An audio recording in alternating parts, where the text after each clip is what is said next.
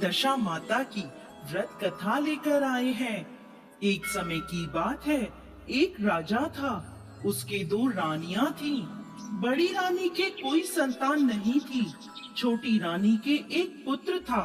राजा छोटी रानी और राजकुमार को बहुत प्यार करता था।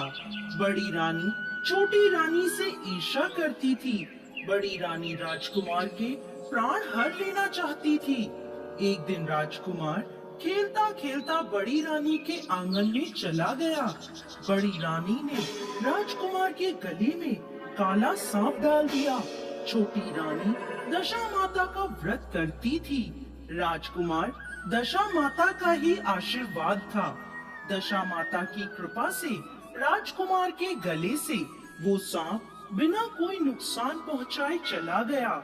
दूसरे दिन बड़ी रानी ने लड्डू में जहर मिलाकर राजकुमार को खाने के लिए दिया। जैसे ही राजकुमार लड्डू खाने लगा तो दशा माता एक दासी का रूप धारण करके आई और राजकुमार के हाथ से लड्डू छीन लिया। बड़ी रानी का ये बार भी खाली गया। अब उसे चिंता हुई कि किस तरह वो राजकुमार को मारे। तीसरे दिन जब राजकुमार फिर खेलता हुआ बड़ी रानी के आंगन में आया तो रानी ने उसे पकड़कर गहरे कुएं में धकेल दिया। लेकिन दशा माता ने उसे बीच में ही पकड़ लिया। सारे राजमहल में राजकुमार की तलाश होने लगी। राजा वे छोटी रानी पुत्र शोक में रोने लगे।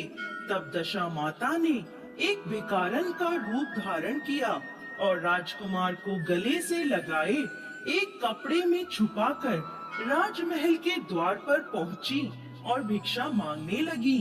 तब सिपाहियों ने उन्हें दूर हटाते हुए कहा, माई तुझे भिक्षा की पड़ी है, यहाँ राजकुमार खो गया है। इस पर दशा माता बोली, भाइयों पुण्य का प्रभाव बड़ा विचित्र होता है। यदि मुझे भिक्षा मिल जाए तो संभव है कि खोया हुआ राजकुमार तुम्हें मिल जाएगा। ये सुनकर द्वारपालों ने दशा माता को अंदर जाने दिया। वह अंदर गई और राजकुमार को छोटी रानी के आंगन में छोड़ दिया और वापस चली। परंतु छोटी रानी ने भिखारन के रूप में आई दशा माता को देख लिया। उसने कहा, रुको, तुम कौन हो? तुमने 3 दिन तक मेरे बेटे को छुपा कर रखा, ऐसा तुमने क्यों किया? इस पर दशा माता ने छोटी रानी को अपने दर्शन देते हुए कहा, मैं तुम्हारे पुत्र को चुराने वाली नहीं हूँ। मैं तो तुम्हारी आराध्य देवी हूँ। मैं तुम्हें सचेत करने आई हूँ। बड़ी रानी तुमसे ईर्ष्या करती है।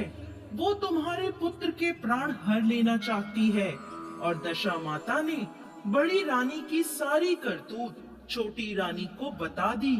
ये सुनकर छोटी रानी दशा माता के आगे हाथ जोड़कर खड़ी हो गई और बोली, माता जैसी कृपा आपने मुझ पर करी, मैं चाहती हूँ आप सदैव राजमहल में विराजमान रहें और मैं आपकी सेवा पूजा करूँ।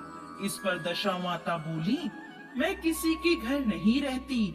जो श्रद्धा पूर्वक मेरा ध्यान स्मरण करता है, मैं उसके हृदय में निवास करती हूँ। मैंने तुम्हें साक्षात दर्शन दिए हैं, इसलिए तुम सुहागन स्त्रियों को बुलाकर विधिवत आदर सत्कार के साथ भोजन कराओ और नगर में ढिंडोरा पिटवा दो कि सभी लोग मेरा व्रत करें। ऐसा कहकर दशा माता अंतर ध्यान हो गई। हे दशा माता, जैसी कृपा छोटी रानी पर करी, वैसे ही इस कहानी को कहते, सुनते और हुंकार भरते सब पर करना। जय दशा माता।